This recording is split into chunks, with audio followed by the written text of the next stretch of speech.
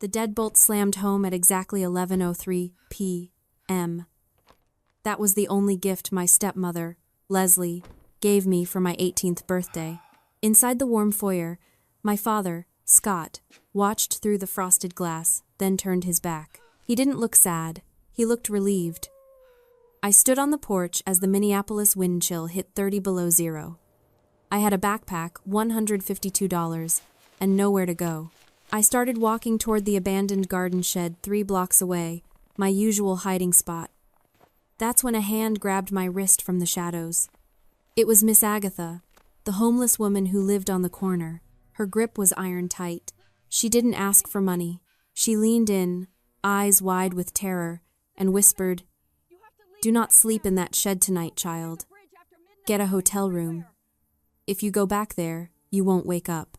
Drop a comment and let me know where you're listening from and what time it is for you right now. I'd love to know who's part of our community. The wind didn't howl. It screamed. 30 degrees below zero isn't just cold. It's a physical assault. It strips the air from your lungs and turns your eyelashes into needles. I didn't run. Running implies panic, and panic burns energy I couldn't afford to waste.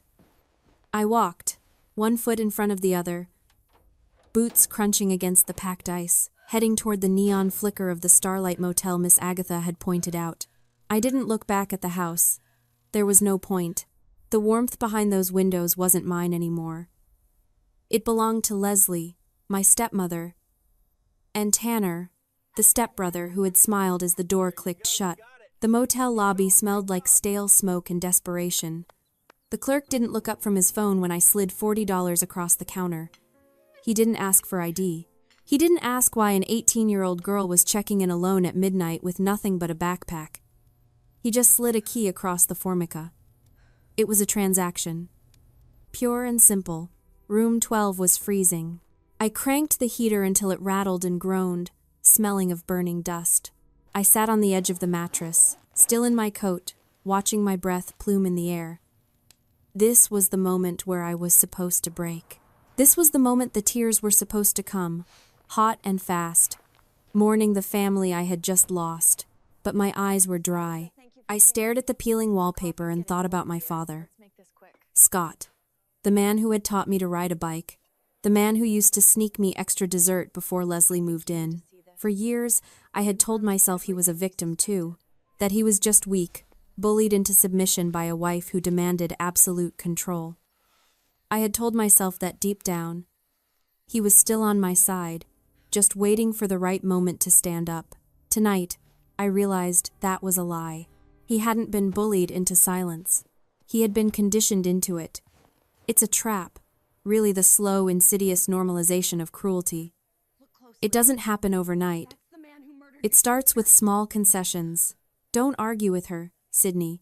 It just makes it worse. Just apologize. Sydney. Keep the peace. He had traded pieces of my dignity for his own comfort, day after day, year after year. By the time tonight happened, there was nothing left of him to fight back. He wasn't a hostage in that house. He was a volunteer. He watched his only daughter get evicted into a blizzard, and he calculated the cost of intervening. He decided the price Leslie's rage was too high. He didn't turn his back on me because he was ashamed. He turned his back because the transaction was complete. He had chosen his peace over my survival. I took a deep breath, the air finally warming up enough to not sting my throat. I unzipped my coat. I didn't hate him. Hate is a passionate emotion, and I didn't have the energy for passion. I felt clarity. The father I loved was gone, replaced by a man who was simply a liability. I checked the lock on the door one more time. I wedged a chair under the handle. I wasn't a daughter anymore. I was a problem they had tried to dispose of, and tomorrow, I was going to find out exactly why Miss Agatha had looked so terrified. I closed my eyes, not to sleep, but to wait. The sun wasn't even fully up when I met Agatha the next morning. The wind had died down, leaving the city frozen under a layer of diamond-hard ice. Agatha was waiting at a 24-hour diner, nursing a cup of black coffee she'd probably been making last for 3 hours. She didn't look like a crazy homeless lady. She looked sharp.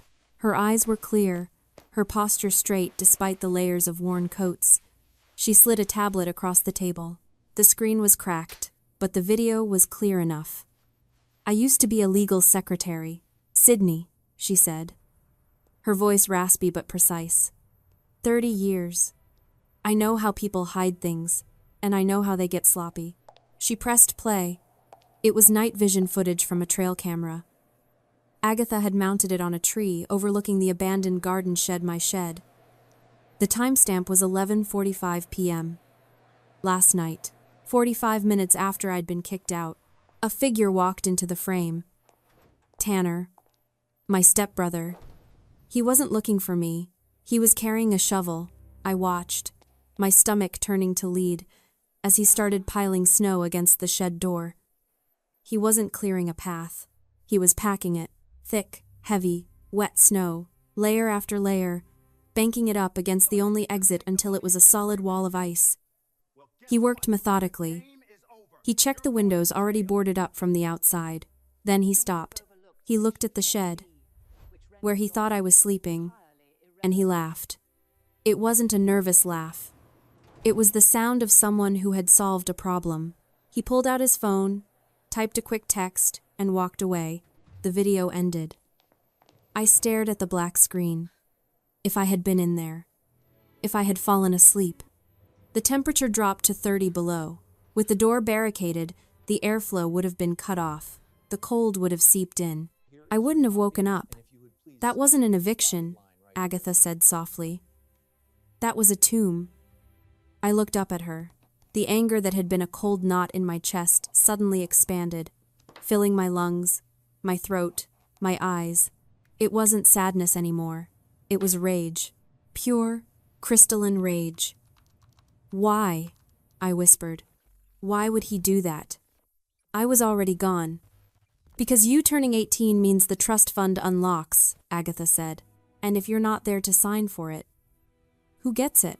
"My father." It hit me then. The eviction wasn't punishment. It was a setup. They needed me gone, but they couldn't just let me leave. If I left, I could come back. I could claim the money. They needed me erased. I looked at the tablet again. That wasn't just a prank. That was attempted murder. I didn't cry. My reaction wasn't fear. It was a cold, calcified realization. I reached out and took the tablet. The fear was gone, replaced by something much more dangerous. "We're going to the police," I said. "And then, I'm going to the bank." Agatha smiled, a thin, wolfish expression. "Good girl. Let's go bury them." Agatha drove her battered station wagon to the 4th precinct. It smelled like old upholstery and determination. I sat in the passenger seat, the tablet clutched in my lap like a weapon. The police station was exactly how you'd imagine it, fluorescent lights humming overhead, the smell of stale coffee and industrial cleaner hanging in the air. Detective Miller was a tired-looking man with salt and pepper hair and a permanent frown. He watched the video without blinking. When it finished, he leaned back in his chair, rubbing his jaw. "Attempted manslaughter," he muttered. "Reckless endangerment at the very least. We'll pick him up." I should have felt relieved. I should have felt safe. Instead, a knot of anxiety tightened in my stomach. "And my stepmother?" I asked. "Leslie?" Miller shook his head. "The video shows the boy. We can question him about her involvement, but right now, the warrant is for Tanner. They arrested Tanner an hour later." I thought that would be the end of it. I thought Leslie would realize she'd lost. But I underestimated the sheer desperation of a woman watching her future slip away. My burner phone buzzed 2 hours after the arrest. A text from an unknown number. "Come home and sign the papers, Sydney, or the cold won't be the only thing that hurts you." I bailed him out. "He's angry." The message was chilling in its simplicity. She had used the family funds, my trust funds, technically, to bail out the person who tried to kill me. She wasn't retreating. She was escalating. "Why is she doing this?" I asked Agatha, showing her the phone. "She knows the police are involved. She knows there's evidence." Agatha studied the text, her expression grim. "It's called an extinction burst, Sydney.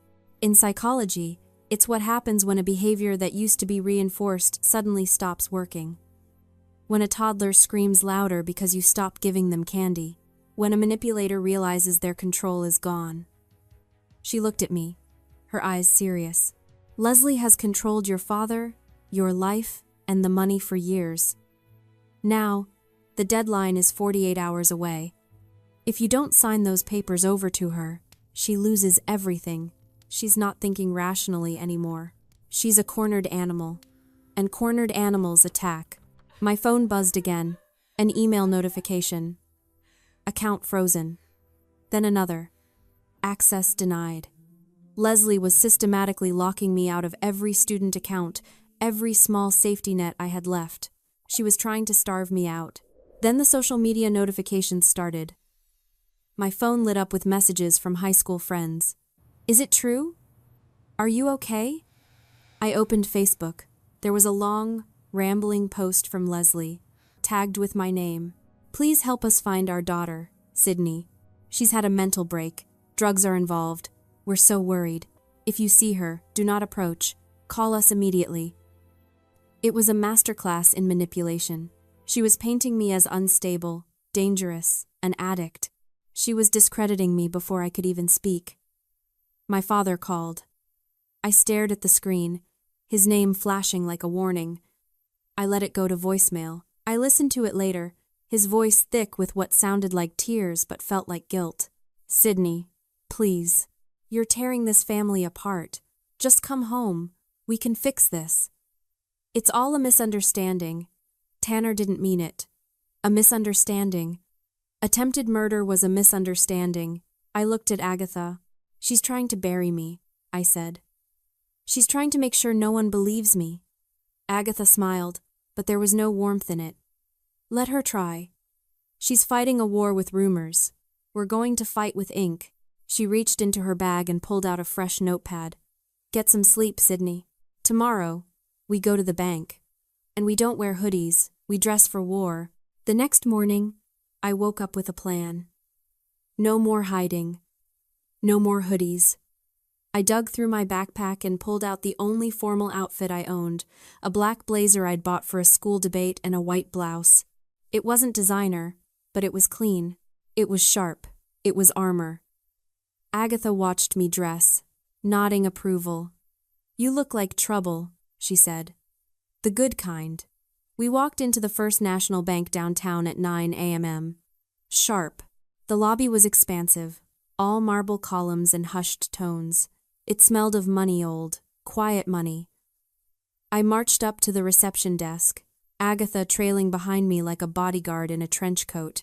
I'm Sydney, I told the receptionist. I'm here to see the senior trustee for the grandfather's estate. The receptionist blinked, her eyes darting from my thrifted blazer to Agatha's worn boots. Do you have an appointment? I don't need one, I said, sliding my ID across the polished wood. I'm the beneficiary. And I'm here to sign. Before she could answer, the glass doors behind us slid open. Leslie strode in, flanked by my father and a man in a cheap suit who looked like a lawyer. Sydney! Leslie's voice cut through the quiet lobby. She looked immaculate as always, but her eyes were frantic. Thank God we found you. We've been so worried. She rushed toward me, arms open, playing the concerned mother perfectly. My father hung back, looking at the floor. Stop, I said. I didn't shout. I didn't step back. I just held up a hand. Leslie froze. Honey, please. Let's go home. You're not well. We can talk about the trust later. There's nothing to talk about, I said. I turned back to the receptionist. Call the trustee. Now. The lawyer stepped forward. Miss, I represent your parents. They have medical power of attorney. You're not in a state to make financial decisions. She's perfectly lucid, Agatha interjected, her voice sharp as a razor. And unless you have a court order declaring her incompetent, she has every right to be here. Now, step back before I call security and have you removed for harassment. The lawyer blinked, surprised by the homeless woman quoting legal procedure. The elevator doors pinged open. An older man in a gray suit stepped out. He looked from me to Leslie, then at the ID on the desk. "Miss Sidney?" he asked. "That's me," I said. "I'm Mr. Henderson, the senior trustee. I've been expecting you." Leslie lunged forward. "You can't let her sign anything. She's unstable." Mr. Henderson stopped. He looked at Leslie with a cold, professional disdain. "Mrs. Leslie, the terms of the trust are explicit. The beneficiary turns 18, she signs." "Unless you have a court order?" Leslie faltered. She didn't. She had nothing but bluffs and threats. "I didn't think so," Henderson said.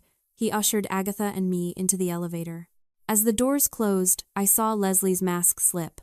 The concern vanished, replaced by pure, naked panic. She knew. She knew it was over. In the office upstairs, Henderson laid out the documents. It was a mountain of paperwork. I signed page after page. My hand steady. Sidney. Sidney. Sidney. With every signature, I felt a weight lifting off my chest. I wasn't just claiming money. I was claiming my life.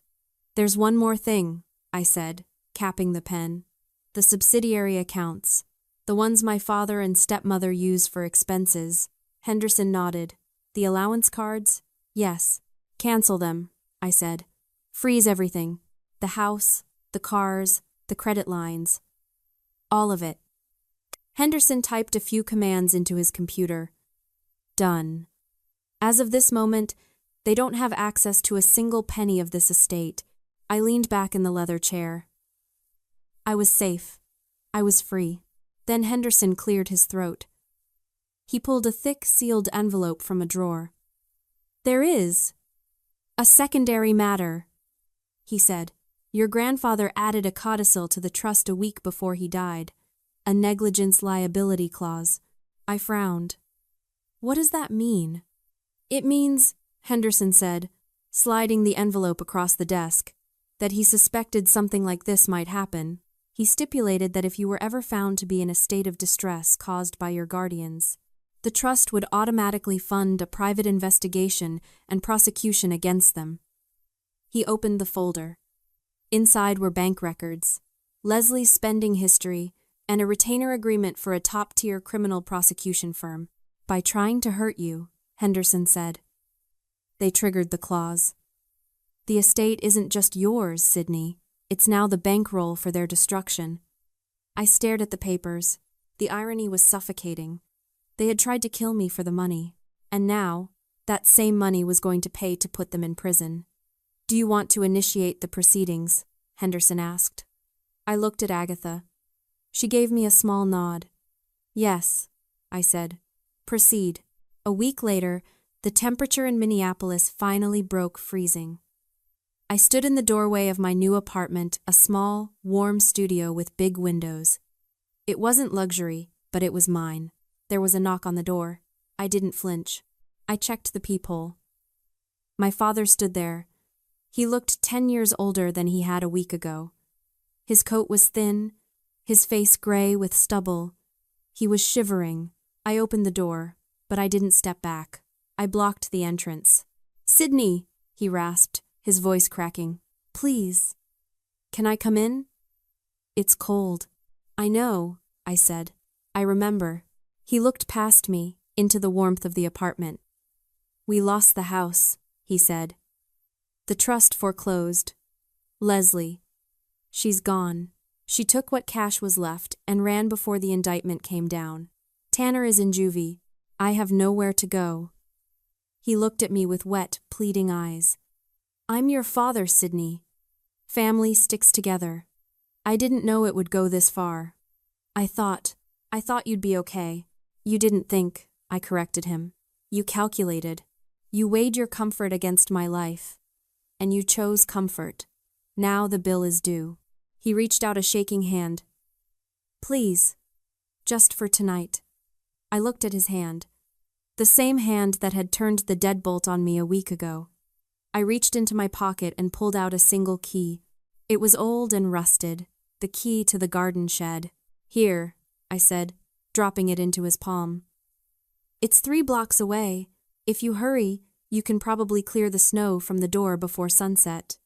He stared at the key, his face crumbling. Sydney. You watched me freeze for 18 years, Dad, I said, my voice steady and cold.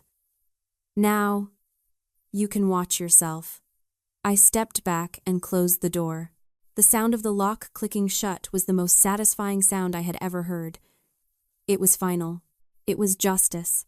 Inside, the apartment was quiet. But it wasn't empty. Miss Agatha was sitting in the armchair by the window, reading a book, a cup of tea steaming on the side table. Chloe was in the kitchenette, stirring a pot of soup that smelled like rosemary and thyme. Was that him? Agatha asked without looking up. Yeah, I said. Is he gone? He's gone. I walked over to the window. Outside, the snow was melting in the sun.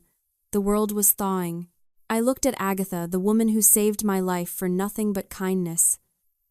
I looked at Chloe, the friend who stood by me when I had nothing. I thought I lost my family, I said quietly. Agatha closed her book and smiled. You didn't lose a family, Sydney. You survived a hostage situation, and now, you're free. I sat down on the rug, the sunlight warming my face. For the first time in 18 years, I wasn't cold. I was home.